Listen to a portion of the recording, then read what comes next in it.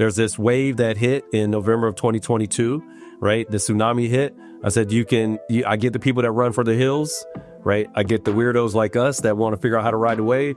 I said, but what I don't understand is all the people that are standing on the shore just looking up, waiting to get crushed, right? Because that is going to be a scary situation. And what I said to my chairman, he said, why'd you name it this? He said, man, I'm trying to make sure people understand what's coming because I don't want this on my conscience.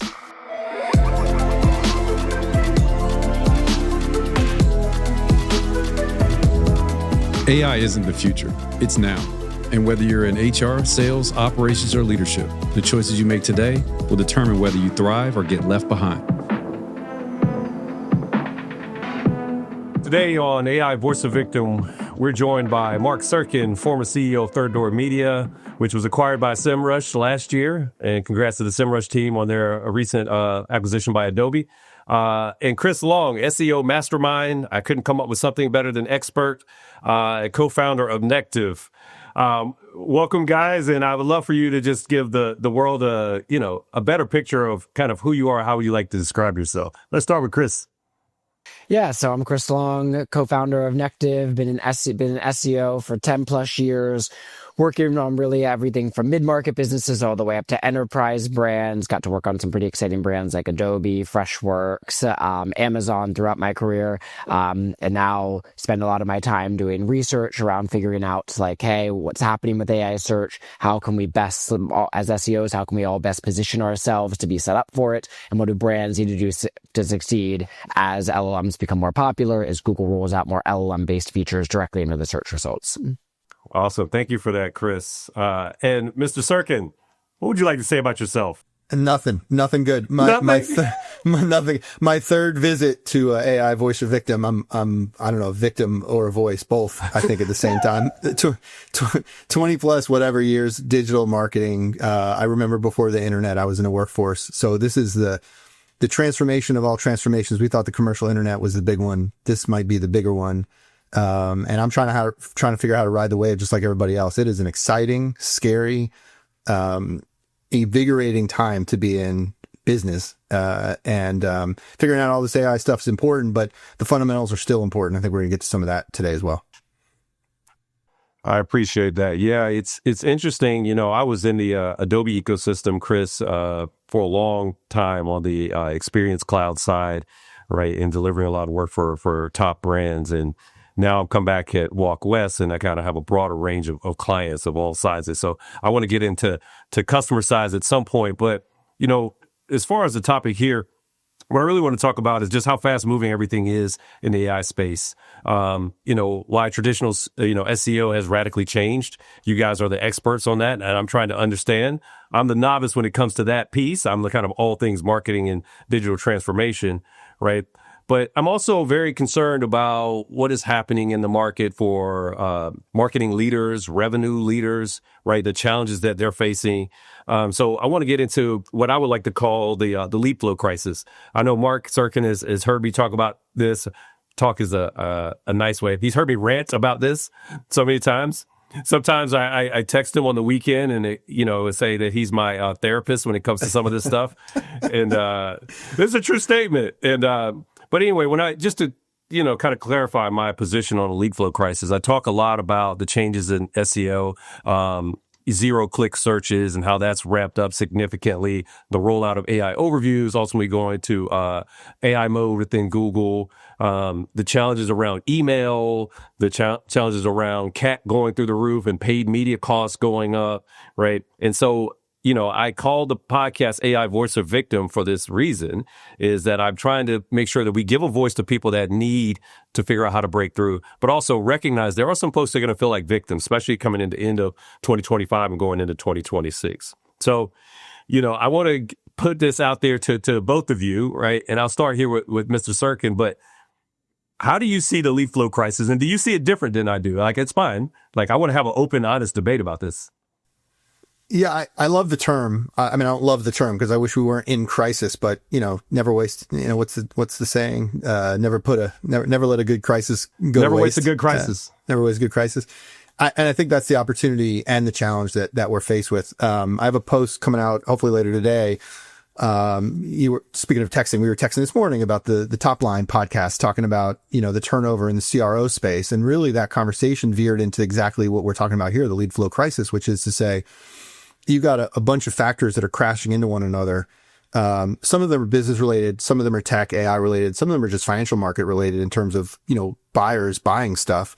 But this moment in time, if you don't have perfect market fit, for example, product market fit, and you're wondering why email doesn't work anymore, or it doesn't work as well as it does, or you are saying, hey, our traffic is down. Cause, we can talk about traffic later. And yeah, there's a lot of brands like HubSpot that have seen radical drops in traffic, but there's also lots of brands that are like skyrocketing traffic. Right. And so like product market fit, I think becomes a term that we need to refocus on, because if you don't have something that's sellable, there's no dressing up that you can do to sell it. There's no fancy AI tricks. There's no wizards. There's no magic. And so I think that that's the moment we're in right now, where it's a reckoning. It's like we've built a bunch of stuff that, marginally has fit in the marketplace, but we're seeing a huge separation of who's being successful and who's not. And I think that's part of the reckoning that we're faced with. Yeah, I agree with the product marketing fit, right? And then also kind of like dovetailing that is like, one is just like, I think to some level, it's just like with everything changing, it's like people need to reassess like where their customers are actually spending time. And that's super basic, but I believe that to be true, especially with a more diversified ecosystem. Like it's easy to say, hey, I want to go out and optimize for ChatGPT and AI, but it's like, are your customers using those platforms, right? Because like a small like despite the hype, it's still a pretty small percentage of people are actually using them. If you're in the marketing space, yes, you 100% want to be. If you're in the manufacturing space, or right, do you build oil field trucks, whatever it is, maybe not. So I think it's you have to ask yourself, like, where are your customers? I think one of the other big things, I think we're going to get into this later, but it's the concept of attribution, right? And I think that's also probably a big part of the lead flow crisis. People are looking at their channels and being like, hey, like traffic is down, right? Traffic is down, conversions are down from X channel, whether it's search, whether it's social. But like the reality is, especially when it comes to digital, we live in a platform-based ecosystem, right? So like your sources of where you are optimizing your time basically boils down to maybe 5 to 10 different ecosystems, whether that's Google's ecosystem, whether that's now ChatGPT's, whether that's email, social, LinkedIn, Twitter, whatever it is. In those ecosystems, like they are inherently not incentivized to give people data, right? It's like, in fact, we're just seeing the opposite. More people are taking data away. This isn't new. Google's been doing this since like 2013 when I first started in this space, when it's like they took away like all the keyword data in Google Analytics. It's only getting pushed further. So I think the more people are reliant on like, hey, I'm reliant on traffic data, direct conversion data, attribution data to prove success, that's going to be a more uphill battle. People are still searching for the products and services they want, but the attribution isn't there. And, I just predicted, so it's only going to get worse over time, not better. So that also creates this lead flow crisis, right? Where it's like, hey, we're seeing the declining conversions, but it's a fundamental nature of like how these platforms are incentivized to even report on how many leads, how much traffic, whatever is coming from their platforms. Yeah, that's you guys touch on probably two of the top topics that I hear. I was on the AMA, American Marketing Association, on a webinar a couple of weeks ago, and I was referencing something that I heard James Quincy, the CEO of Coca-Cola, say at Adobe Summit back in March. I don't know if you guys attended, but he basically said, stop selling what you made and start making what sells. Right. Now, he was talking within the context of how he had dropped, I didn't even know if Coca-Cola had 400 products, but they dropped down to 200 products, during the pandemic. But that was the point that he was trying to get across. So to Mark, your point about product market fit, yeah, there's a lot of companies out there that have something that may have been glorious 2 years ago, right? But they are not AI first or AI native. And it is very challenging, right, when the consumers don't want that thing. And to Chris's point, absolutely, the channels, matter so much. I use the same hyperbole all the time. I tell folks, I was like, in the age of AI, you need 4 to 6 new roles across 8 to 10 new tools to deliver 10 to 100x more content twice as fast across 5 new channels. Like, I don't know how many organizations are built for that right now. And to Chris's point, which one of those channels matter? So I'm going to point this to you, Chris, right? You've talked about Google. Google has dominated and continues to dominate the space. Right. But what are the challenges and the changes that you've seen in the last year or even in the last 6 months, whatever time frame you want to put on this, right, that are really going to impact organizations? Yeah, I mean, Google, so the timeline is, right, ChatGPT comes out December of 2021, I believe. I could be wrong, but they come out, they come out, and Google basically immediately issues a code red, and that's when all of a sudden, like, we all start seeing changes, like, in the search results within the next 6 months, right? Like, they release a test in beta, what's called search generative experience. That's later called AI overviews. That's that basically LLM answer on the top. Depending how familiar you are, that's probably one of the biggest changes you've seen, right? And then also, in conjunction with that, they also release AI mode, and that is basically their answer to ChatGPT. Google's challenge, right, is they have to keep up with ChatGPT, and the Gemini 3 model that they just released actually does that, right? Where, like, their AI is getting better. Before it was, like, not great with a lot of, like, things, like basically some of its reasoning capabilities. It's getting better. An actual report by the Financial Times, like, shows that, like, even like ChatGPT's market shares, app installs are declining, Gemini's are increasing, right? I think what people aren't aware of as much, not so much maybe in the direct SEO community, but definitely maybe in the broader marketing industry, is AI mode, right? And that is Google's own LLM, right? Is their direct answer to ChatGPT. You can go into it in a separate tab. And basically it is an LLM and not the 10 traditional search results. And they are aggressively pushing this. Like, I am convinced they're going to roll it out. Maybe not 100%, but very aggressively. All their ad campaigns are literally around AI mode right now. If you go on TV, it's like they push it in AI overviews. It's like literally like on the home search box, you can click using AI mode. Marketers need to, like, understand, like, how that works. And like, if people are asking questions, like, I'm a software, I want a certain product, how are you optimized against that experience? Because, like, that is the direction Google's going. In my opinion, Google's going to look more like a ChatGPT based full LLM experience in the next year than the traditional 10 blue links. So there's a couple of things. One, I want to point out first, the ironic nature of the code red, given what popped today. So today is December 2nd, just in case this doesn't come out for a little bit. Sam Altman invoked code red, if you look. And I just found it unbelievably ironic this morning on the treadmill. I was reading this thing, almost fell off. I was like, okay, this is literally like it's falling in on itself, which is like really kind of disorienting in a way. It's almost like voice or victim, right? Like, it actually plays into the title of the podcast here. Like, who's the victim and who's the voice in this case? Because ChatGPT came storming on the scene, disrupted the heck out of Google, caused us to question our sanity with if SEO is dead or not once again, which we'll get to. And now it's flipped again, which is just unbelievable. And in terms, Chris, what you said about AI mode, the reason why AI mode is going to roll out to everybody is very simple. It's a better experience. Like, this has been true since the moment that ChatGPT came out. I remember I had a magic moment the first time I used ChatGPT. I was like, oh my God, this is unbelievable. Like, there's something magical happening in the interaction. When you add multimodal and you add voice, it's just a better experience. And now we can argue over hallucinations and the quality of the content, but the reality is that, like, humans, like water, kind of run downhill, right? We look for things that have less friction. And so, of course, they're going to roll this out. It's a better experience. Google's all about good experiences, right? How they monetize it and the rest of the nonsense is all about, the rest of the conversation. But I just find the nature of Sam Altman invoking code red today to be funny and ironic and kind of concerning in a couple of different ways, given we know that they've already launched e-commerce. You like to talk about Spotify and the move that the CEO made, Greg. And I think it was yesterday I read ads are coming, and they're coming in like January. Right. And so it's like you start to think about what ads in an LLM look like. Right. I was thinking about this morning, like, if I'm creating an image in an LLM and I'm a brand, can I pay to show up in product placement in that image? Right. We're talking about like an extension of advertising in an LLM driven world. I mean, I think we're just entering really weird territory here. I think it's really exciting on one hand. On the other hand, it's like very disorienting, and it feeds into the lead flow crisis. Cause what the heck do you do with this stuff? How do you navigate to your point about, 10 new pieces of content, that whole wrap, right? It becomes very, very concerning. Yeah. I mean, you guys are touching on the thing that I talk quite a bit about, right? I think Chris, I appreciate you commented on a post a few weeks back, and you said, as Greg Boone says, the stair step in AI mode, because I try to explain this to people. Like, ChatGPT turned 3 years old last month, right? So it came out in November of 2022. And I registered the domain, what is AEO, last November of 24. And then I realized I was like, oh, no, this is very challenging, right? It's like, you got to show up in so many different places, and how they view authority and how they're doing all these are radically different.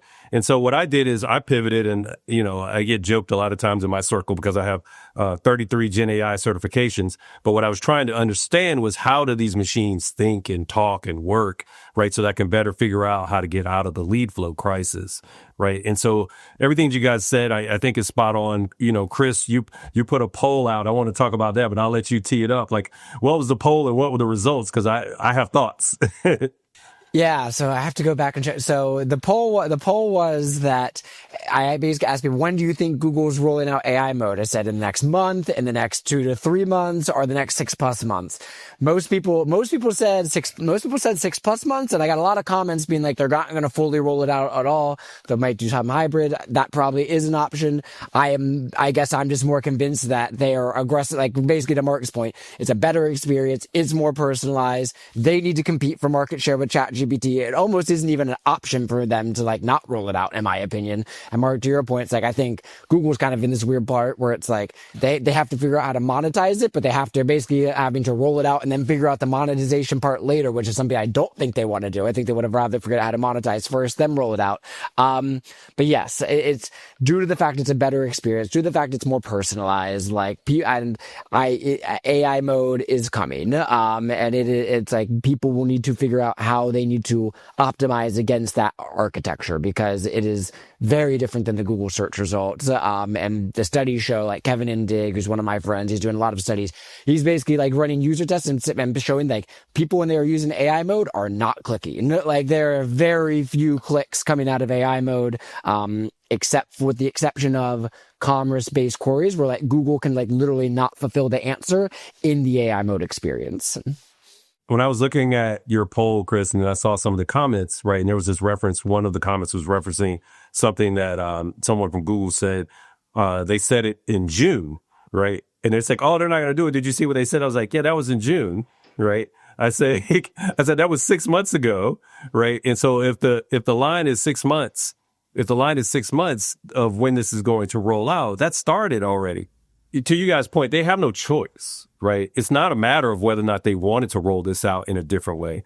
I always tell folks, I'm like, there's a blockbuster moment right now, and they had to kind of meet the times, right? When the co-founder comes out of retirement at the beginning of this year and says, yeah, I'm not going to lose market share, that should have been a signal, right? When the Shopify CEO came out in April and said everybody's going to, learn AI, that was a signal. Whether we choose to want to accept these signals, that is the challenge. And I think that for me, what I'm seeing it a lot is just I feel like there's this, and I hate to rant about this, but I'm just trying to set this up as to kind of how I think about this. I'm seeing this kind of, I view Chris Long as the Netflix 2.0, right? The folks that are already about the streaming. But then I'm seeing these kind of marketers, and not specifically just SEO folks, but marketers in general. It's this Blockbuster meets Redbox, right? Debating over DVD. Should they be in kiosk or should they be in the store? And Netflix is already like, man, we're already off that. We streaming, right? Then I'm over here like, hey, man, I don't know how to stream, but maybe I can be Roku and set people up, right? Wherever they are. And it's just this weird paradigm. The other thing is, I don't think people understand how fast these LLMs, how fast these foundational companies will change. I keep seeing people that are calling themselves, quote, experts, and they keep saying the same thing is, oh, I didn't think it was going to change so quickly. Because you don't understand what's going on and how these things actually work. It's going to move so fast because of the business expectations. But anyway, I want to give some space for you, Mark, to kind of follow up. And if Chris, if you have anything else on that. Yeah, I mean, the poll, I saw the poll too in the comments, and it is interesting. And I mean, we can look at this through the lens of a couple different lenses, community lenses for one. I mean, we know that SEOs, generally speaking, are not that they're struggling. It's that they're fighting there's semantics at work, right? I think we all agree on the call. I think we all agree SEO is not dead, but the implications of SEO are changing very quickly. At Search Engine Land, we had real specific conversations. Danny Goodwin, who's the editor in chief over there, and our team, Barry Schwartz and the rest of them, like, what do we think? What's happening here? Like, because we could play the game where we go, oh, SEO's dead, and get page views, right? Cheap page views are always good, especially these days. But the reality is that no, SEO is not dead. SEO is the foundation of everything underpinning this. There are changes, there's things you have to think about. But that conversation is one that I find to be kind of boring at this point, right? Because it's arguing over semantics and not acknowledging the reality, Greg, which you talk about, which is the lead flow crisis, right? Like, you can argue over words, but the reality is that businesses are struggling because they don't understand how to connect the dots, the value proposition with what their buyers want. And that's never changed. The fundamentals of like connecting with an audience. And Chris, you had said something earlier that sparked a thought in my head, which is like, we can argue over tactics, over attribution models, first click, last click, linear decay, whatever. We can do all the things. We can get into MMM. None of it matters. The reality is, if you have a good product that has real customers, and you understand what they want, and you know how to talk to them, you have a business. Now, your business might not be as big as it once was because you're not getting cheap leads, cheap pipeline, whatever. But I think that it just continues to me to be this moment in time. I think the Blockbuster Netflix thing is a decent proxy. And, all models are useful and just none of them are accurate kind of thing. So I think we're all struggling for like what's actually going to happen next. I had a conversation with somebody a couple weeks ago now where it was more a philosophical conversation, but basically was saying like, no one knows what's going to happen. It doesn't matter how smart you are. It doesn't matter what you've seen before. What's going to happen next is going to be surprising. So brace. And so in bracing for that, it's a mental exercise of being ready and flexible to think about what's going to happen next and how we're going to adjust. If you're going to insist on leaning on what used to work, I just think you're in for a rude awakening, right? Like, and that's why we see people taking money out of SEO and putting it into things like alternate media, community build, podcasts like this, those kinds of things. That isn't to say that SEO is dead. No one's saying that. Well, some people are saying that, but you know what I mean? Like it's a reshifting of the priorities of how you have a conversation with customers. LLMs are becoming one of the, quickly, again, we're seeing doubling of usage. We're in an exponential growth curve. So yes, it's a small portion of overall search today. But to your point, Chris, when Google fully rolls AI mode out, which is coming, and we can debate when, but one day we'll wake up and go, oh, it's done, right? Could be tomorrow, could be 6 months from now. It's a complete game changer because all of that 90 whatever percent of searching now is going through AI mode. Call it search, call it SEO. I don't really care, but the entire model is now flipped over like that. And if you're not ready for it, you're dead. You're basically dead. And there's a difference, I think, between arguing, I think there's a difference between arguing, whether, people are using, Google as a platform versus ChatGPT versus, whether LLMs are coming or not. And sometimes, and I think that's an important distinction because, yes, Google still has massive market share, but like you said, Mark, overnight, they can flip the switch and make everything an LLM-based experience, right? And then that basically that causes an entire shift on how everything works. And I think there's a lot of fear, especially amongst the SEO community about is this replacing my job? Whatever, am I still going to have a role in a few years? But I think SEOs, I do believe, are in their organizations are one of the best positioned internally to understand how this all works. If the CEO or CMO is asking hey, how do I optimize against an AI search experience? SEOs know or directly at the interplay between content and technical with this both very much is. SEOs are probably the most likely in an organization to understand embeddings and query fan outs and all these kind of different tactical approaches, right? So I think SEOs are very well positioned. I think SEOs right now are kind of at this pivotal moment to actually internally to be vying for AI budget, right? Because I think they are very, very strongly positioned in order to get that. This is not simple stuff, right? Like the moment you start looking into what a query fan out is, just as an example, and I'm nowhere near where Chris's level is at, it becomes very disorienting and very confusing, right? It's no longer I need a web page, it does this. Just at a simple level, if you were to audit, let's say 100 small business, mid-sized business websites, how many, Chris, do you think would actually have effective schema, for example, on those pages? Very depending on the infrastructure, right? Maybe under 50%. Right. And I have data. I saw data the other day about email authentication, for example, right? Not enough businesses are even, DKIM authenticated. And it's not that it's hard, but it's you don't even know the question to ask. And so what I like to describe as this sort of scaffolding, right? The fancy website, the email campaigns, the newsletters, that's all front end stuff. It's the scaffolding that sits behind it. That's where the tech SEO people and the nerds in our lives come to save us. Cause it's like, look, I see what you want to do, but this is how you have to do it. Otherwise you will be ignored. You will be forgotten, right? And each platform is slightly different. The way you succeed on YouTube is different than how you succeed on Substack, is different how you succeed on Reddit. So again, back to your point, Greg, about, 10 different this, 5 different that, right? Like you have to make hard decisions about where to invest your time in reaching your customers and where they are. Yeah, I mean, I think that's the point that I try to get to with folks all the time. It's like, I was telling Chris when we first met earlier this year, I said, Chris, you're like probably the top 5% of SEO folks because you understand technology. I'm like, I have a degree in computer science. I don't know how to write code, right? So that's my saving grace. I've invested my own time and energy in understanding how LLMs work. I don't see a world in which the majority of SEO experts are going to be able to do those things because of 2 reasons. One, the technical aptitude necessary to do it. But then there's the economic challenges, right? So the other reason why I named the podcast AI Voice of Victim, I fundamentally believe that there's a have and have nots, right? Scenario. And I want to get into that a little bit with you all, right? So when I see a lot of times people say, well, to get your brand into this and they brand, and me working in the Adobe ecosystem, the Salesforce, when I hear brand, what I really hear is you're talking about the top 2,000 companies in the world.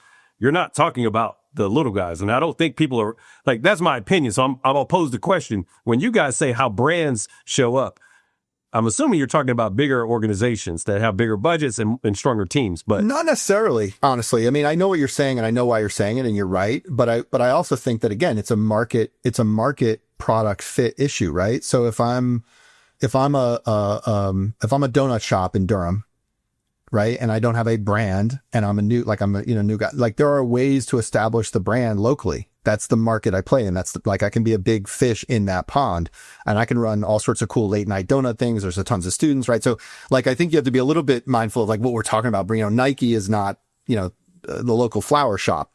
The local flower shop can do the right kinds of things by getting Google reviews and doing, local community outreach and being involved with local charities. Like you can build brands, but the notion that somehow you're going to go on Google and do write fancy content and become those days they're just done. I don't know if they ever existed, to be honest, but it's much, much harder from a channel standpoint. So I think, connecting your brand, whatever your brand is, known or unknown, to the market you serve becomes even more important. And, scratching the fluff out and really focusing on these are 3 or 4 channels that are going to actually move the needle to help me create my quote unquote brand. And obviously if you're playing at the Nike level, that's a different game, but not very many of us get to play at that level.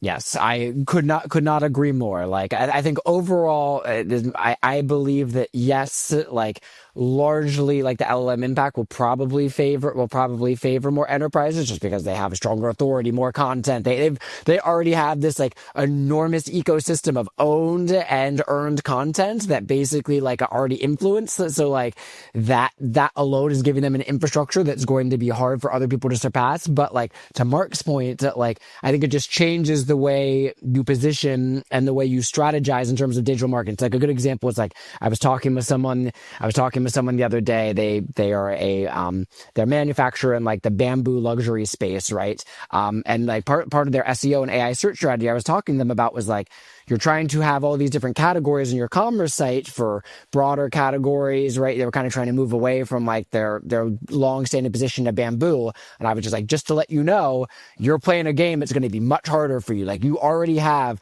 affiliate sites, YouTube reviews, Google, authority based on the technology and how this all works. We know LLMs and Google score based on this. So you're trying to play in a different game. You're going to have a much bigger uphill battle trying to expand these product lines when really what you might want to do is double down on what you're already good in, what the LLMs are already showing you for. Maybe we put a longer term strategy toward development in those other areas. But I think the big thing for businesses, especially smaller businesses, find what you're a topical expert in. If you sell down pillows, right? Focus on that area, right? Because Google will reward that. LLMs will probably be more likely to reward that, right? But if you're trying to expand outside of market, what you were saying, your product market fit, it's going to be a much bigger challenge because then you're going to compete where someone else either has dedicated authority in that space or you're up against a bigger brand. Yeah, I mean, let me just build on that even one more step. I mean, they say riches are in niches, right? And I think that the algorithms are punishing if you stray.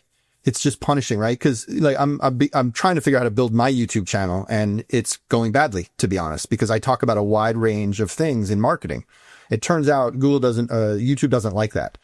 The YouTube algorithm is trying its best to connect you with a specific audience for your content. And when you confuse it by talking about, let's say, AI marketing one day and leadership the next day, it goes, I don't know who to connect you with, right? So the way that the algorithms are actually, for better or worse, by the way, sitting on top of your brand decisions. And that's what I mean by the scaffolding. Like if you don't understand how this all works, if you don't understand how the LinkedIn algorithm works, and I'm not talking about like at a computer science level, just generally speaking, right?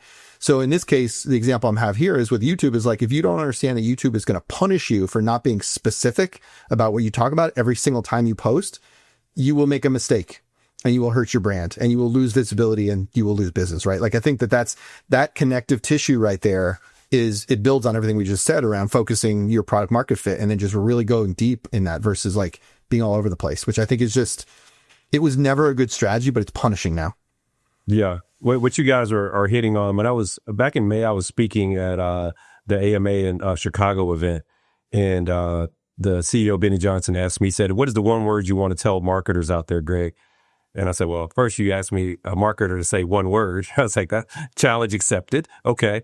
I said, but learn. I said, so many folks they have these misconceptions of how these things actually work, right? Even the basics of this is probabilistic. It's not deterministic, right? You can ask the LLM the exact same question a second after you've asked it the first time and get a different response, right? That is radically different of understanding, or the idea of a filter bubble. I tell people all the time, I talk to ChatGPT about Nikes and Air Jordans all the time. I said, if it shows me some shit from Under Armour or Adidas, we're going to break up, right? Like you have to understand what's happening, right? I say to folks all the time, in the age of AI, growth has to be both earned and engineered, right?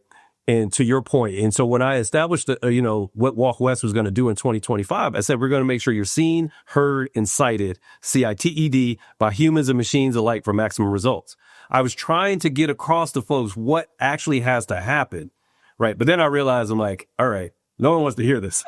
So, right. And that's the part now I switched to now I start everything, Chris, with this Upton Sinclair quote, which is, it's difficult to get a man to understand something when his salary depends upon his not understanding it, right? So getting people and that's from 1934, right? And so the challenge right now is if you can't break your mental mindset, it is going to be damn near impossible for you to understand, right?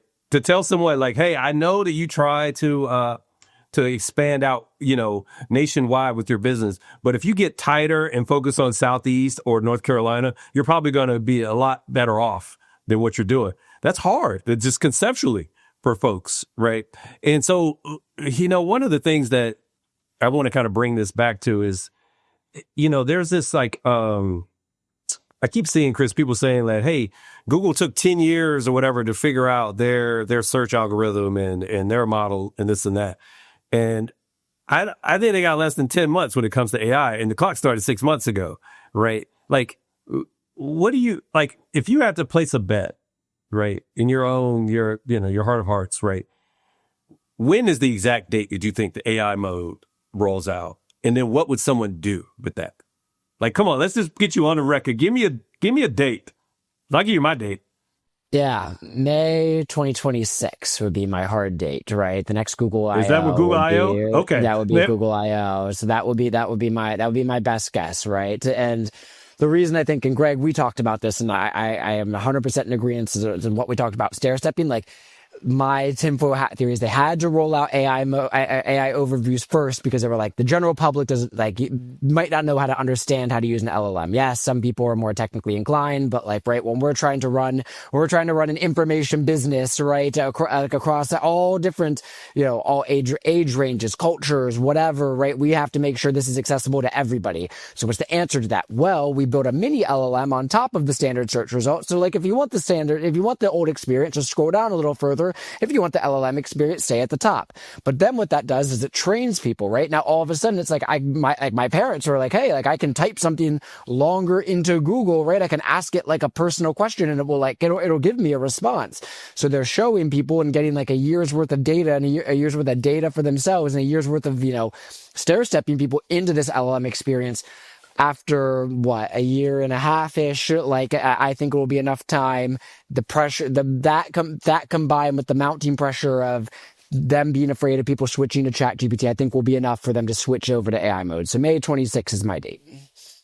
That's a good question. It's a really good bet. I'm going to say sooner than that. I just think the pressure's on. I think, Sam's red alert or whatever, like the heat's turning up, and, we're in this moment financially where everyone's talking about, is there an AI bubble? Is there not an AI bubble?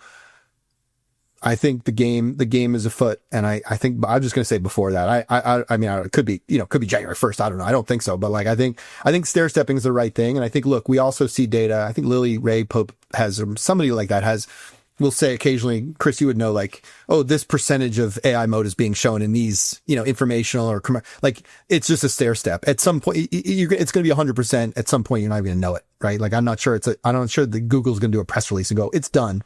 It's going to be no, we just see it all the time. And frankly, with 800 million weekly ChatGPT users, we're learning as a society how to use LLMs already. I think everything's faster than that, but that May's a good bet. What you're saying, I think. And the reason why I bring that back is because, again, it goes back to learning. And if people don't understand what's coming and how fast it's coming, they won't be able to adjust, right? Because we can talk about all the tactics all day, all the team structures, all these things, right? But they have to have time to put this stuff into motion, right? And the other thing that people I don't think really understand is the companies that are investing in all this stuff now and getting out and being cited and being authority are training the next, models. They're training.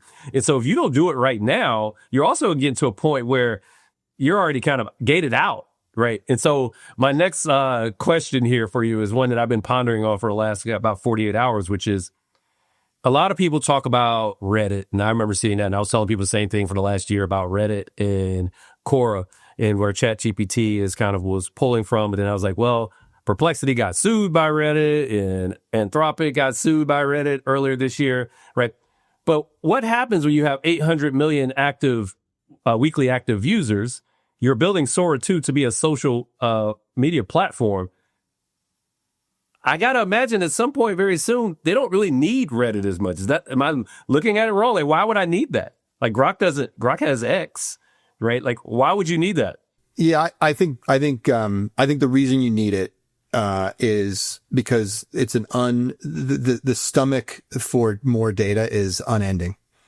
That's the reason, right? And so what's interesting is, we'll see if you remember when we used to talk about model collapse a few months ago? That's when the dead internet happens and it's just all bots talking to each other, creating automated content, and all of a sudden the models collapse. I'm not sure models will collapse. I'm not smart enough to make a prediction on that.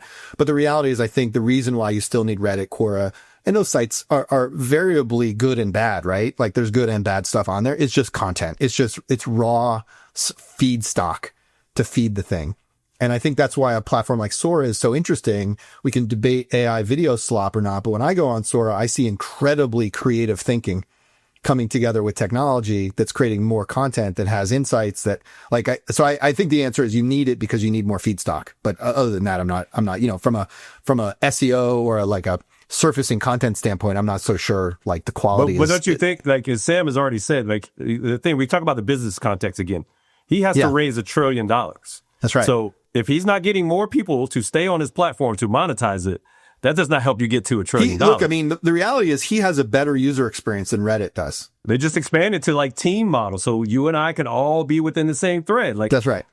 You're going to get to a point where, to you guys talk about AI mode, I was using it quite a bit yesterday, to a point where I forgot that I was still in Google. I had started with a search. I was having a conversation.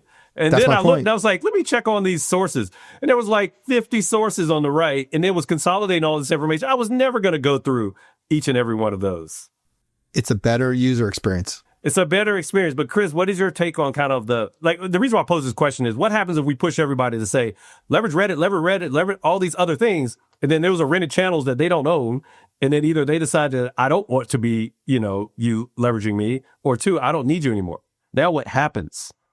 It's a good question. So I agree with Mark's point. I agree with Mark's point for sure. It's like it's a huge untapped data source.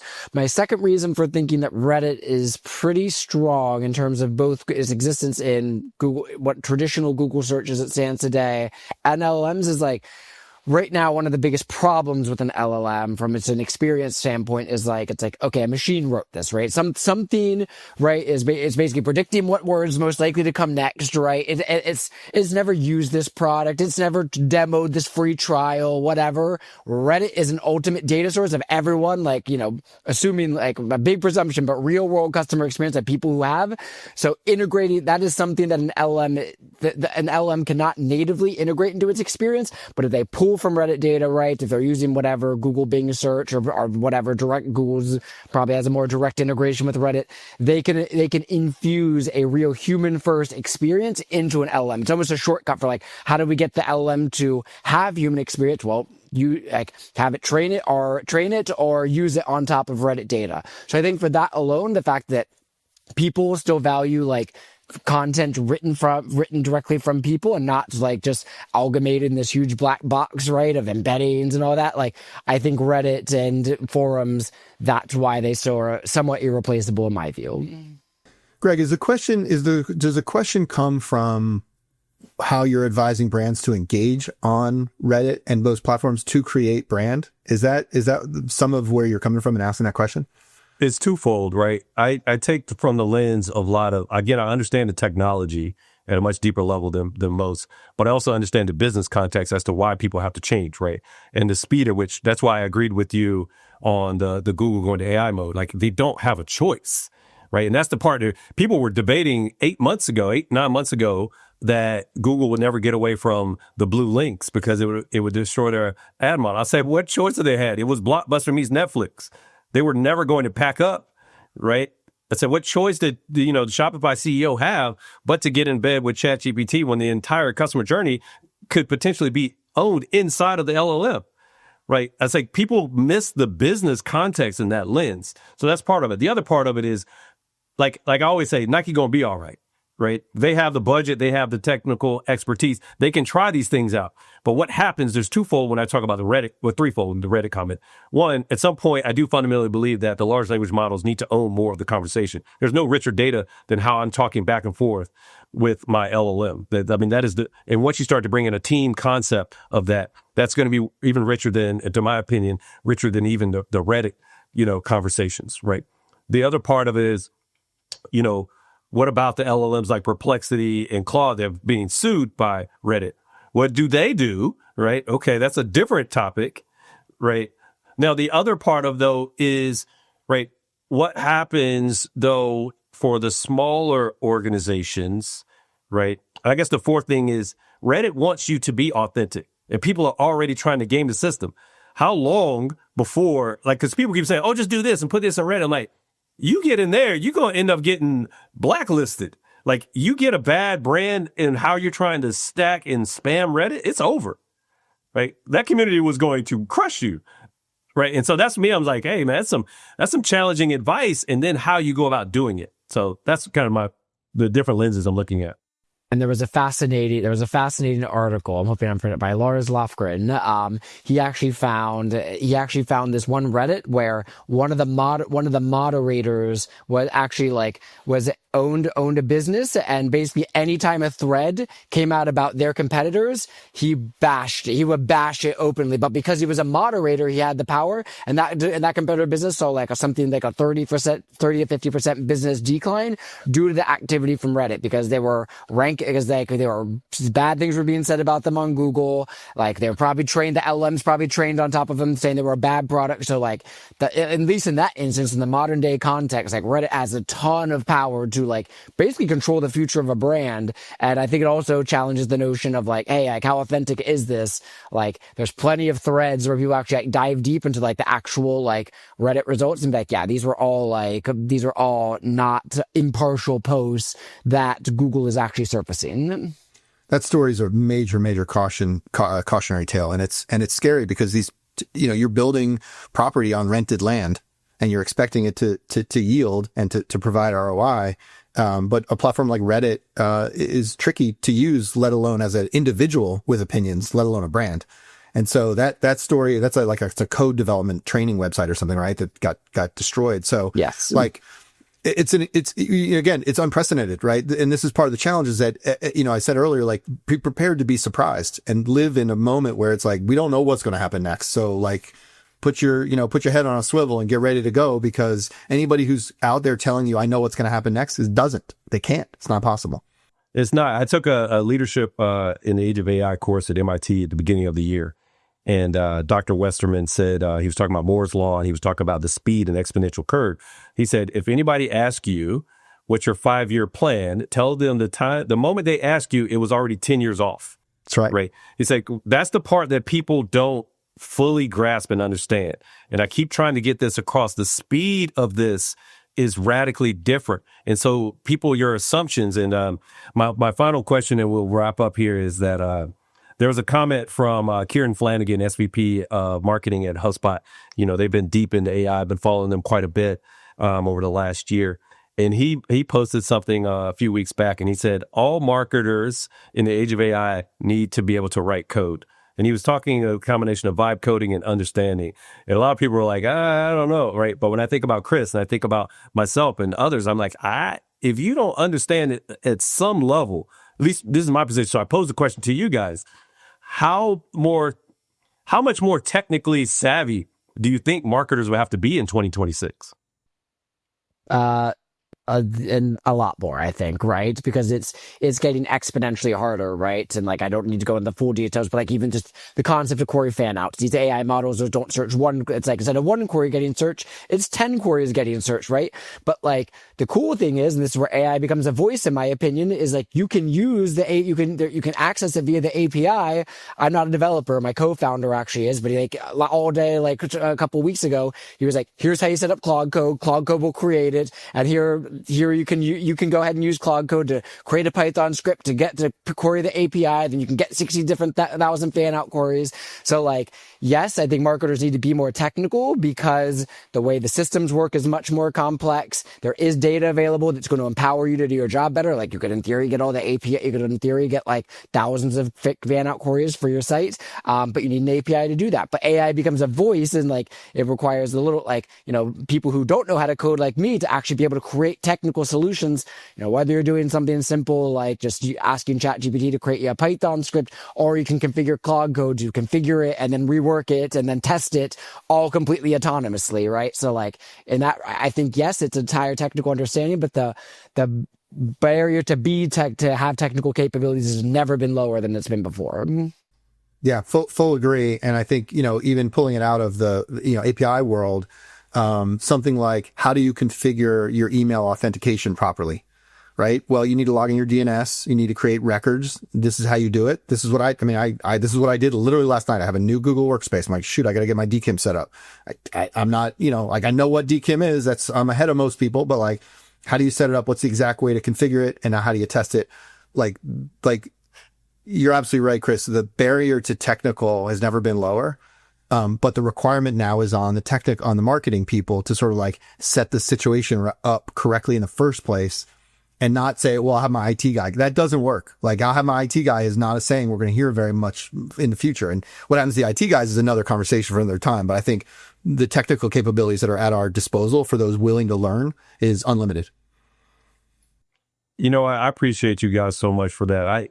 To both of your credits, I said the same thing back in May in Chicago with the AMA. I was talking to a lot of marketers behind the scenes, and they would all, a lot of them were saying, well, my IT team is working on that. I said, I don't think you understand what's coming. I said, I would be all in trying to understand this. And to Chris's point, I know how to write code. I had to trace code using Notepad with no IDE when I was in college, right? To show my age, right? But I don't think you necessarily need that. Whether you're embracing Claude. I saw Will Reynolds, who I follow a lot. I know you guys know Will, right? I messaged him one time. I said, man, I really appreciate how you've shown the things that you know, and you're honest about the things that you don't know, and that you started to experiment and not, and really start to lean into this stuff. And I think folks are going to have to lean into it more and more. I started this podcast because I always tell folks there's this wave that hit in November of 2022 right? The tsunami hit. I said, I get the people that run for the hills, right? I get the weirdos like us that want to figure out how to ride the wave. I said, but what I don't understand is all the people that are standing on the shore just looking up, waiting to get crushed, right? Because that is going to be a scary situation. And what I said to my chairman, he said, why'd you name it this? He said, man, I'm trying to make sure people understand what's coming because I don't want this on my conscience, right? Like, because it is going to radically change and it is shifting markets and making changes. So I appreciate you both for today. This has been an amazing conversation. Thank you so much. Thanks for having us. Appreciate it, Greg.